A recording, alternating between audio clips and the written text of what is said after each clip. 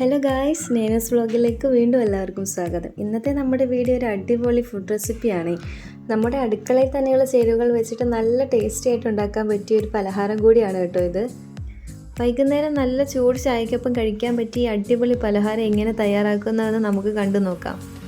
നമുക്ക് ആദ്യം തന്നെ ഒരു പാനിലേക്ക് കുറച്ച് വെളിച്ചെണ്ണ ഒഴിച്ചു കൊടുക്കാം. അപ്പോൾ എണ്ണ ചൂടായിട്ട് വരുമ്പോൾ അതിലേക്ക് കുറച്ച് ജീരകം ഇട്ട് നമുക്ക് നന്നായിട്ടൊന്ന് മൂപ്പിച്ചെടുക്കാം.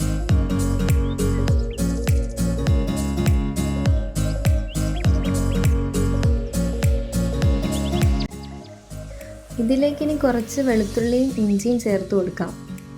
അതുപോലെ തന്നെ 2 പച്ചമുളക് ചെറുതായിട്ട് കട്ട് ചെയ്തത് കൂടി അതിലേക്ക് ഇട്ട് കൊടുക്കാം. കുറച്ച് കറിവേപ്പില കൂടി ഇടാം. അപ്പോൾ ഇതെല്ലാം ചേർത്ത് കൊടുത്തതിന് ശേഷം നല്ല രീതിക്ക് ഒന്ന് ഇളക്കിയെടുക്കാം. വെളുത്തുള്ളിയുടെ ഇഞ്ചിയുടെ ആ പച്ച ചുവ മാറുന്നിടം വരെ നല്ല രീതിക്കൊന്ന് ഇളക്കി കൊടുക്കാം കേട്ടോ ഇത്. ഇഞ്ചിയുടെയും വെളുത്തുള്ളിയുടെയും ആ പച്ച ചുവ മാറിയതിന് ശേഷം നമുക്ക് 2 സവാള കുഞ്ഞതായിട്ട് അരിഞ്ഞത് കൂടി ഇതിനകത്തേക്ക് ഇട്ട് കൊടുക്കാം. എന്നിട്ട് ഇതിലേക്ക് കുറച്ച് ഉപ്പ് കൂടി ആഡ് ചെയ്തിട്ട് നല്ല രീതിക്ക് സവാളയൊന്ന് വഴറ്റിയെടുക്കാം. സവാള നല്ല രീതിക്ക് വഴറ്റി വന്നിട്ടുണ്ട്.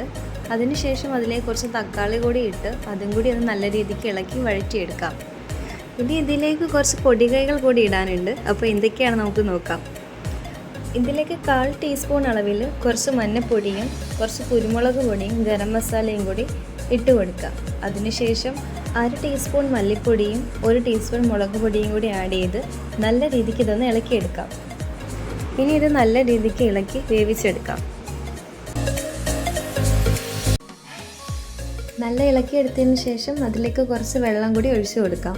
ഇതൊന്ന് നല്ല രീതിക്ക് വഴറ്റി വന്നതിന് ശേഷം അതിലേക്ക് കുറച്ച് വറ്റൽമുളക് പൊടിച്ചതും കുറച്ച് ഒറിഗാനോ കൂടി ഇട്ട് കൊടുക്കാം. ഒറിഗാനോ നമ്മൾ വീട്ടിൽ തന്നെ ഉണ്ടാക്കിയെടുത്തതാണ് കേട്ടോ. ഇനി ഇതിലേക്ക് കുറച്ച് ടൊമാറ്റോ സോസ് കൂടി ഒഴിച്ച് നല്ല രീതിക്കൊന്ന് ഇളക്കിയെടുക്കാം. അപ്പോൾ നമ്മുടെ മസാല റെഡി ആയിട്ടുണ്ട്. ഇതൊരു പാത്രത്തിലേക്ക് സെർവ് ചെയ്ത് മാറ്റാം.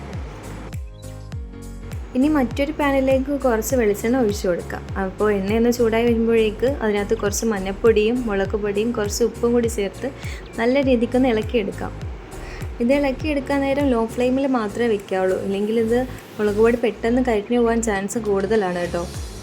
ഇനി നമുക്കിതിലേക്ക് ചേർത്ത് കൊടുക്കേണ്ടത് 4 കോഴിമുട്ട പുഴുങ്ങിയെടുത്തതിന് ശേഷം ഇതുപോലെ ഒന്ന് കട്ട് ചെയ്തെടുക്കേണ്ടതാണ്. അപ്പോൾ മുട്ടയെല്ലാം ഇതുപോലെ വെച്ച് കൊടുത്തതിന് ശേഷം 1 മിനിറ്റോളം ഇങ്ങനെ തിരിച്ച് മറിച്ചിട്ടൊന്ന് ചൂടാക്കിയെടുക്കാം. മസാല നല്ലപോലെ പിടിക്കാൻ വേണ്ടിയിട്ടാണ് കേട്ടോ നമ്മളിതിലൊന്ന് ഇളക്കിയെടുക്കുന്നത്.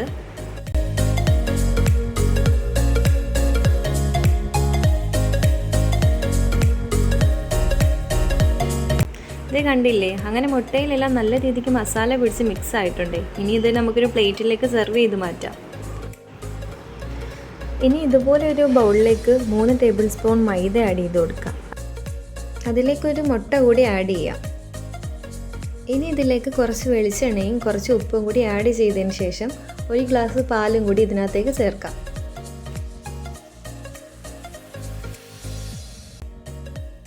കുറച്ച് സോഡാപ്പൊടി കൂടി ചേർത്ത് ഇത് നല്ല രീതിക്കൊന്ന് മിക്സ് ചെയ്തെടുക്കാം.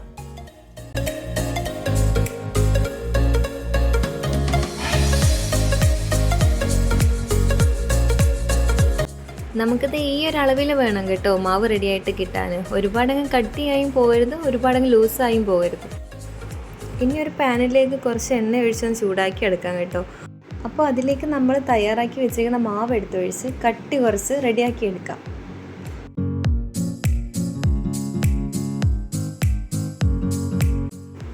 അപ്പോൾ ഇത് റെഡിയാക്കുന്ന സമയത്ത് മീഡിയം ടു ലോ ഫ്ലെയിമിൽ മാത്രമേ ഇട്ട് കൊടുക്കാവുള്ളൂ. ഇത് ഒരുപാട് മൊരിഞ്ഞ് പോയി കഴിഞ്ഞാൽ നമുക്കിത് മടക്കിയെടുക്കാൻ നല്ല പാടായിരിക്കും കേട്ടോ. അപ്പോൾ ഇത് കണ്ടില്ലേ, നമ്മുടെ ഏകദേശം ഒരു ഫൈനൽ ലുക്ക് എത്താറായിട്ടുണ്ട് കേട്ടോ. ഇനി ബാക്കി എന്താ ചെയ്യേണ്ടതെന്ന് നോക്കാം. ഇനി ഇതിൽ നിന്ന് ഓരോന്നെടുത്ത് നമ്മൾ റെഡിയാക്കി വെച്ചിരിക്കുന്ന ഫില്ലിങ് ഇതിൻ്റെ സെൻറ്ററിലായിട്ട് വെച്ച് കൊടുക്കാം.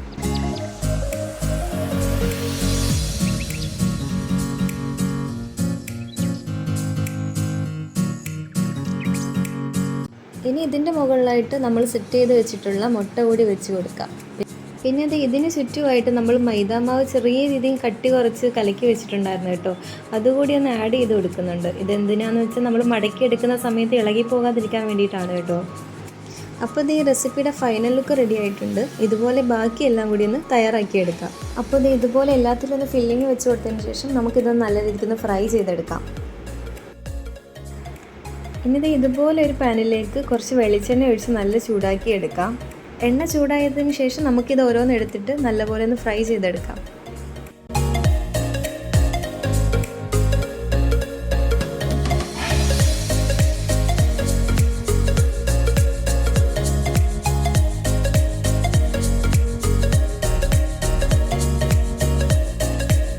ഇനി നമുക്കിതൊന്ന് തിരിച്ചിട്ടും കൂടി ഒന്ന് ഫ്രൈ ചെയ്തെടുക്കാം. നിങ്ങൾക്ക് ഇത്രയും എണ്ണ ആവശ്യമില്ലെങ്കിൽ തീരെ കുറച്ച് മാത്രം എടുത്തിട്ട് ഇത് റെഡിയാക്കി എടുക്കാവുന്നതാണ് കേട്ടോ.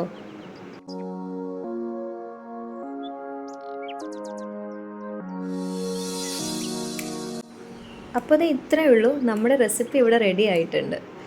വൈകുന്നേരമൊക്കെ ആകുമ്പോൾ വളരെ സിമ്പിളായിട്ട് ഉണ്ടാക്കാൻ പറ്റിയൊരു എഗ് റെസിപ്പി കൂടിയാണ് കേട്ടോ ഇത്. നിങ്ങൾ എന്തായാലും ഇത് ഉറപ്പായിട്ടും ട്രൈ ചെയ്ത് നോക്കണം. എല്ലാവർക്കും ഇത് ഉറപ്പായിട്ടും ഇഷ്ടപ്പെടും. അപ്പോൾ അതേ ഞങ്ങളിത് കഴിച്ചു നോക്കാൻ പോവാണ്. നല്ല അടിപൊളി ടേസ്റ്റാണ് കേട്ടോ. വീട്ടിലെല്ലാവർക്കും ഇത് ഒരുപോലെ ഇഷ്ടമായിട്ടുണ്ട്. നിങ്ങൾ ഉറപ്പായിട്ടും ഇത് ട്രൈ ചെയ്ത് നോക്കണേ. അപ്പോൾ ഇന്നത്തെ വീഡിയോ ഇഷ്ടമായെങ്കിൽ സപ്പോർട്ട് ചെയ്യാൻ മറക്കല്ലേ. അപ്പോൾ മറ്റൊരു വീഡിയോ ആയിട്ട് ഉറപ്പായിട്ട് വരുന്നതായിരിക്കും. അതുവരെ ഓക്കെ, ബൈ ഗൈസ്.